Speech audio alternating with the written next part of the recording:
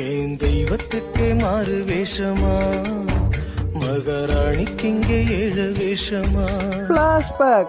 ஏங்க நம்ம பிள்ளைங்களுக்கு பிள்ளை குட்டின்னு ஆயிப்போச்சு. நம்மகிட்ட இருக்கிற சொத்தெல்லாம் நம்ம பிள்ளைங்களுக்கு பிரிச்சு கொடுத்துடலாங்க. நீ சொல்றது கரெக்டா முத்து. சொத்தை வச்சு நம்ம என்ன பண்ண போறோம்? பசங்களும் சந்தோஷமா இருக்கட்டும். நம்ம ஒரு மாசம் பெரிய பிள்ளை வீட்லயும் ஒரு மாசம் சின்ன பிள்ளை வீட்லயும் இருந்துட்டு போவோம். ஆமாங்க, இனிமேல் நம்ம வாழ்ற காலத்தை நம்ம பசங்க கூட கழிச்சுக்கலாங்க. ஆனா நம்ம சின்ன பிள்ளை நல்லா பாத்துக்கிடுவாங்க. அப்பா தாத்தா பாட்டி வந்துக்கிறாங்க. இப்ப எதுக்கு இங்க வந்தீங்க? அன்னைக்கு சொத்தை பிரிக்கும் போது பெரிய வீட்டை என்ன கொடுங்கன்னா உங்க பெரிய பிள்ளைக்கு தானே குத்தீங்க. இப்ப எந்த மூஞ்சி வச்சு நீங்க வந்திருக்கீங்க? இந்த வீட்டுல நாங்க தங்கவே இடம் இல்ல. இதுல உங்களை எங்க கொண்டு போய் வைக்கிறது? இனிமே இங்க வர வேலை வச்சுக்காதீங்க. உங்க பெரிய பிள்ளை வீட்டுக்கே போங்க. என்ன விதி என்ன விதிடா, என் விதிய அடிப்போடி பெரிய பிள்ளை நல்லா பார்த்து பாண்டி. உங்க தொல்லையா இருக்கக்கூடாதுன்னு உங்க வீட்டுல பேச்சுவார்த்தை வச்சுக்காமங்கிறேன். எதுக்கு இங்க வந்தீங்க?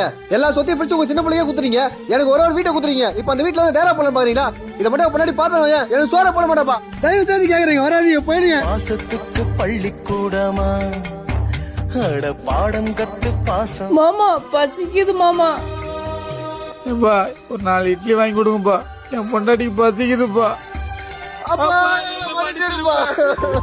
செத்து போழச்சி நம்ம பெத்து எடுப்பா, அட ரத்தம் முறிச்சி நித்தம் பால கொடுப்பா.